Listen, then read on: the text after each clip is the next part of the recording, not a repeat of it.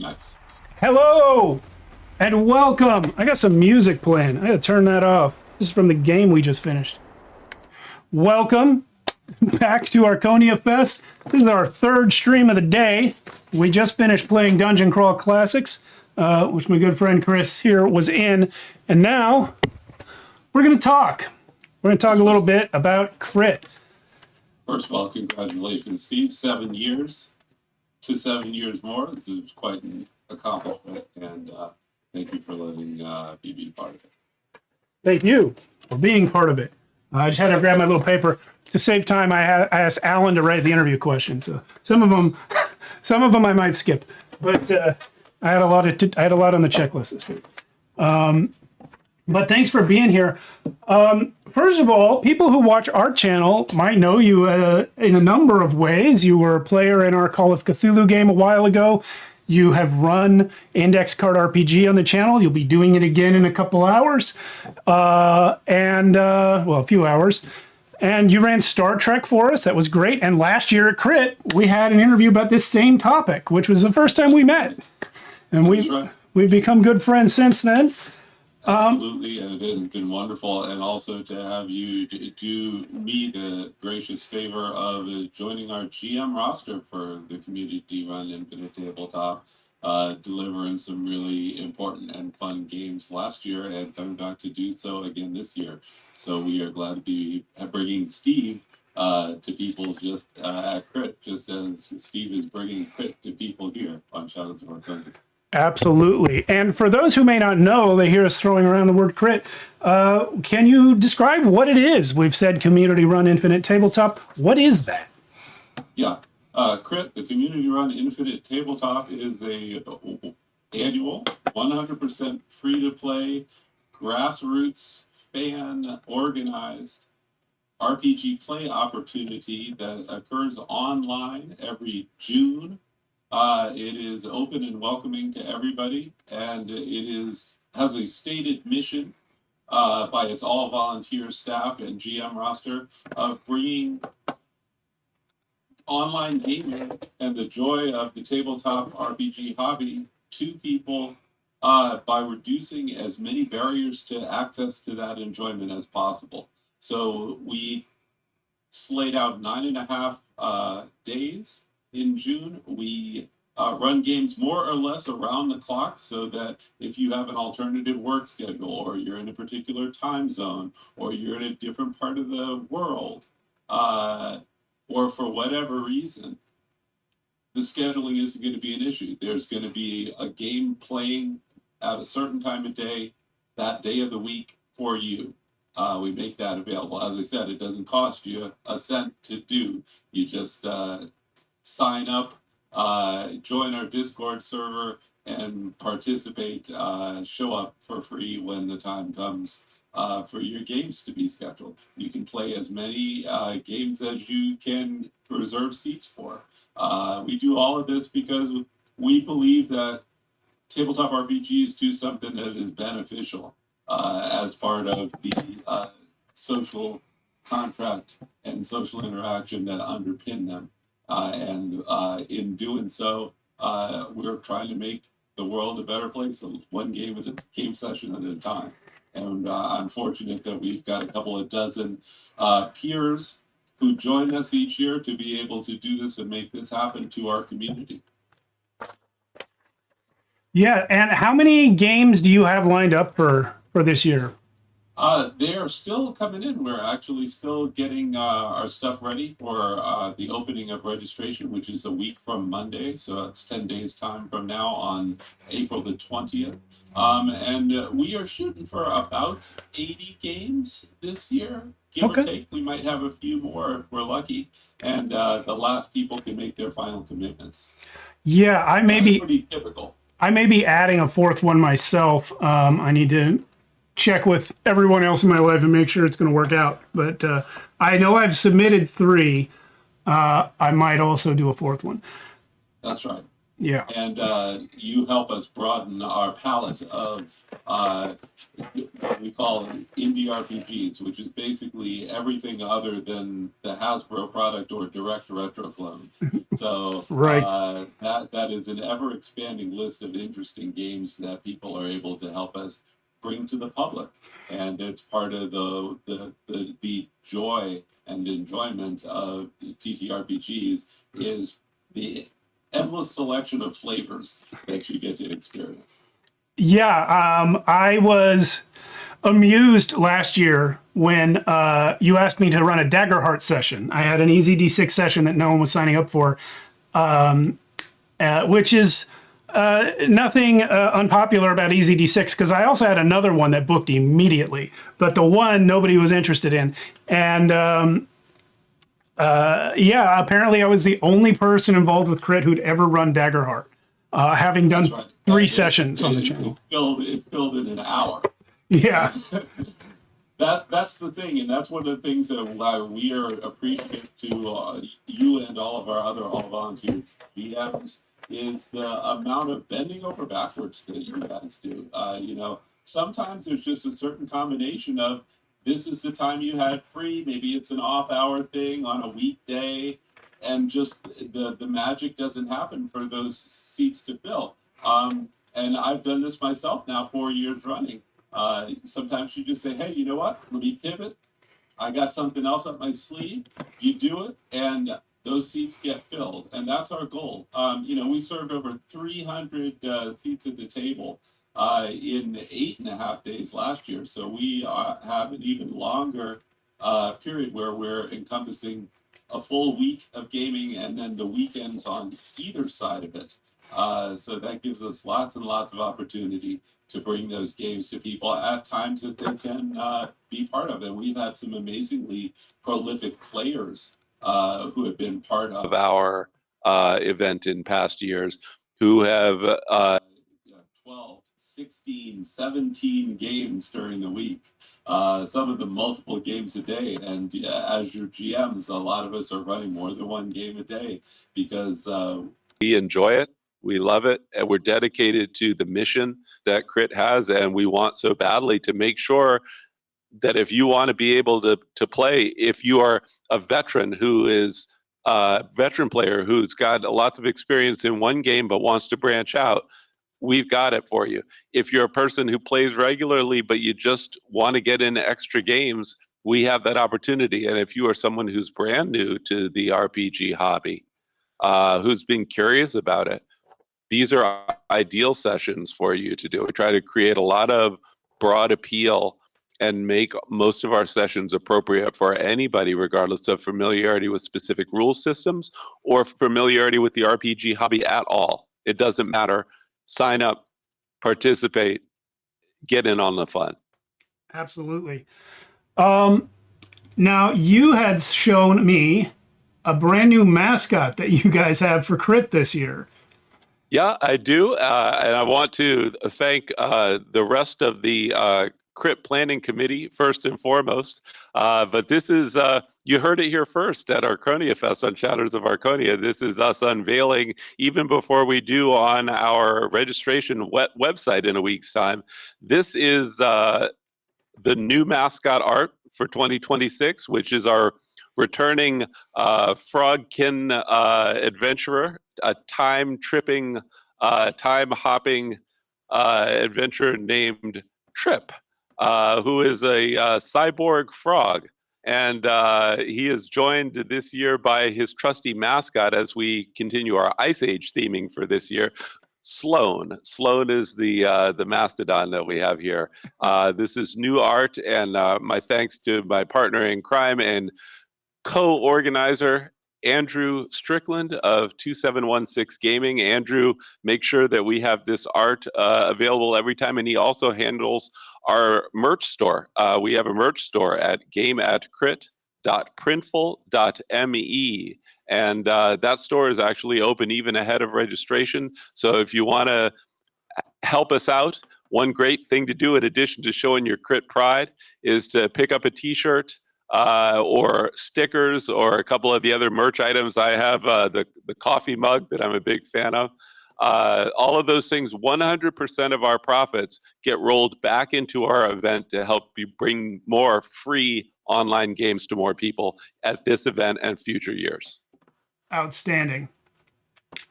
And just as a sampling, we have a few little promo slides of some of the games from this year. Let me... They are.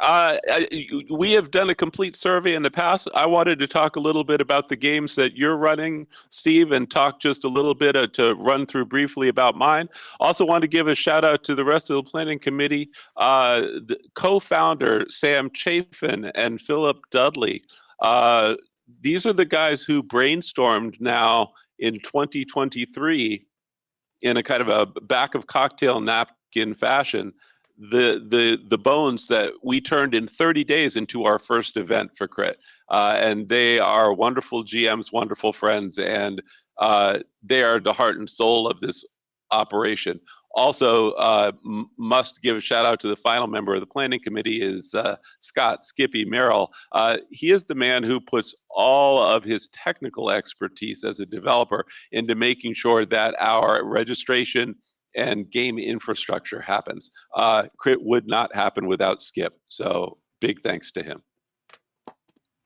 Yes, it's a big endeavor, for sure. Tell me, you said you got 3 games on the books right now. Tell us that. Let's start with what you're doing. Sure. So my returning one is EZD6 Wizard Fight. This is the one that filled up real fast last year, and also ran on Tales from the Backlog following its success at Crit. Ran it for DM Scotty, actually. Outstanding. Yeah, so this is my love letter to the EZD6 magic system. If you're not familiar with EZD6, it is a truly wild game. You roll D6s for everything, usually just 1d6, sometimes 2 if you have a boon or a bane. But the magic system, you roll a certain number of d6s to try and beat a number rolled by your GM or rabble rouser. And what you're trying to cast is anything you can make up that fits within the school of magic that your caster is built with. So there's no list of spells that you're choosing from. Instead, that's right. It's definitely a formless system. Exactly, yes. It relies heavily on creativity, and you will have the most fun with this session in particular if you are the type of person who loves to make things up on the fly. Because if, for example, you're an illusionist, then you can cast any illusion you can think of. And then what happens is you tell me as the RR what you want to do. I'll decide how hard it is, and I will roll either 1, 2, or 3 dice to oppose you, right? And then, or I'll roll a certain number of dice to oppose you, and you have to decide how many dice you're going to roll against me, 1, 2, or 3. If you roll a 1 on any die, you automatically fail the spell. So you don't want to roll 3 dice every time, but you're looking for a success on your dice roll. So you're trying to beat the number I rolled with however many dice you rolled. So that's right. If you are trying to beat a 4, you may only want to roll 2 dice. But you wait for me to tell you what number you're trying to beat first.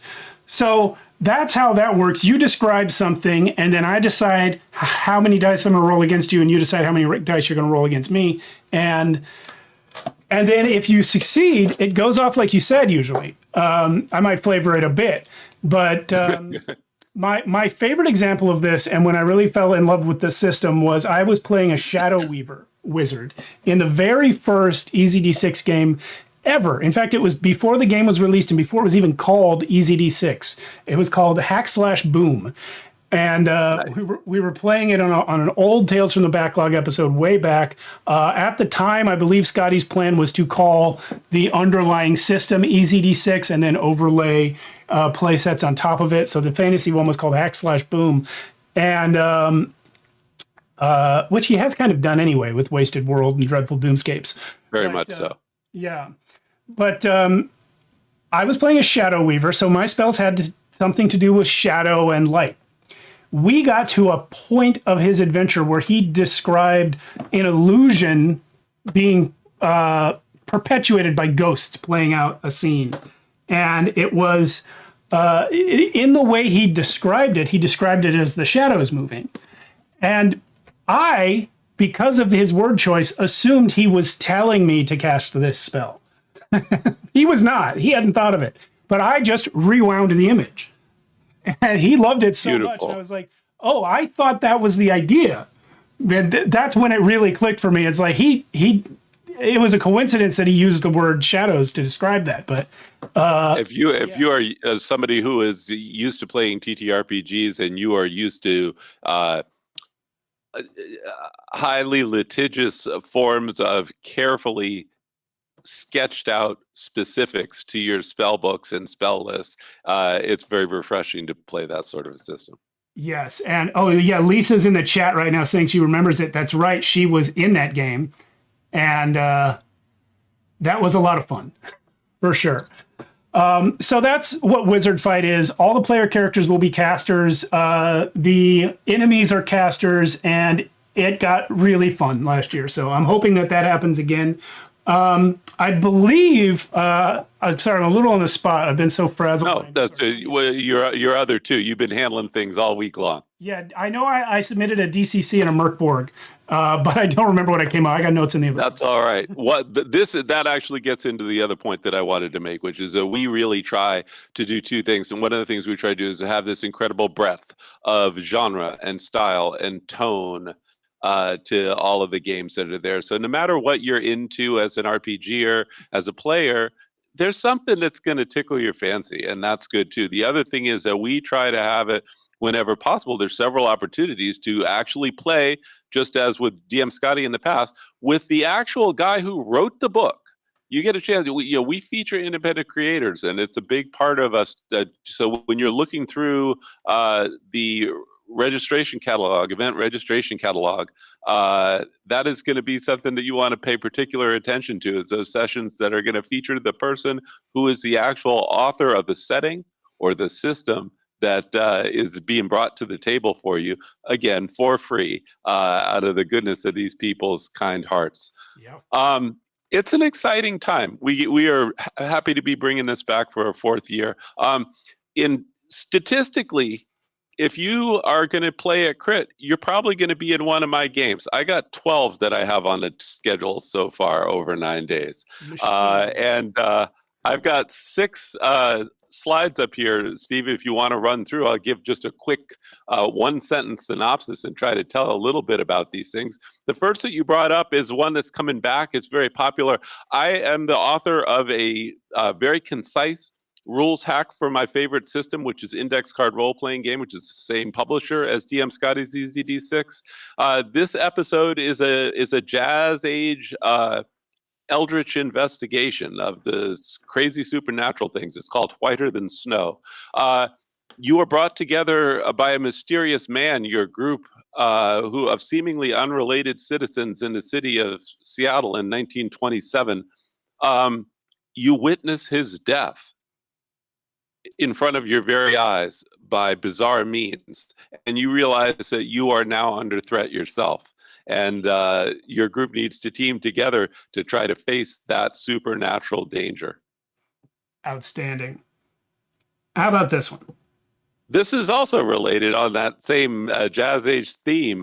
This is something new and different. I submitted this as part of a competition on itch.io. This is actually a scenario that is available for free at chrisbynum.itch.io. If you were to happen to play this with me at Crit, it would not affect your experience because it is endlessly replayable. Bad Actor is a historical tale of revenge and retribution that deals with personal loss and city politics in Seattle in early 1929.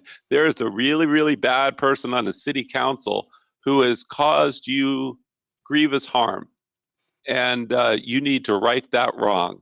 and all of the things that ensue when you band together with other people who have the same situation. That's what Bad Actor's about. It's a very different kind of game for somebody to play if you're used to the hack and slash. Yes, and you also have this coming up on stream in June 15th. That is correct. That is correct. It will be on Tales from the Backlog on Shadows of Archonia in June. And we got about 5 minutes. What's this one? Operation Noir is my homage to Blade Runner, a cyberpunk thriller. This is also something that we ran at Crit last year. It is continued in play in subsequent episodes. And coming up this summer, we will actually have the sequel to this on Tales from the Backlog on Shadows of Archonia. But if you like the idea of the trials and tribulations of hunting artificial people, Operation Noir is for you. Yes. Actually, that's in May is what I have on the schedule. That is correct. Yeah. The Recluse is my foray into Gothic horror in a classic medieval fantasy setting. So if you're a fan of something like Ravenloft, this is my ICRPG experiment in that, and I've been pretty happy with how it's done in playtesting. I'm excited to debut it at Crit. Mysteries of Mistvarhenge. The last is the first. So we have early bird games that take place on Juneteenth, the evening of before Crit officially starts that Saturday, the 20th. Well, Mysteries of Mistvarhenge, now for 4 years running, is traditionally one of those early bird games. It is a Crit hallmark at this point. It is a classic dungeon crawl where your team of adventurers has a chance to have a chance at the score of a lifetime that will put you on easy street. But there's a lot of obstacles between you and that beautiful future. Oh, we're back at the beginning. That is it. So those are half of my games. When registration opens on 2 Mondays from now, on April the 20th, we invite you to look at the rest of the dozens and dozens of wonderful games that the rest of the GMs have prepared. Right now, you can join our Discord server and visit gameatcrit.com. There is a Discord link to the ICRPG community server in the menu at the top left there that will take you right there, so you can begin becoming part of our experience and part of our family. But registration will open, and the link to that will be available again at that gameatcrit.com website as of Monday, the 20th of April. And we encourage everybody not only to come and join and sign up, but to tell a friend who's never done anything like this about Crit. Or if you know that they enjoy TTRPGs, have them be part of this. We want to get as many people involved as possible and eventually spread this so that this is the kind of thing that becomes a more common occurrence in our hobby community. Outstanding. Well, it was a short conversation. Unfortunately, that's all the schedule allows for, but thanks for talking about Crit with us. Thank you. I'm going to take a few minutes, get set up with the next interview, which is Jose Ramon Basels from Spain.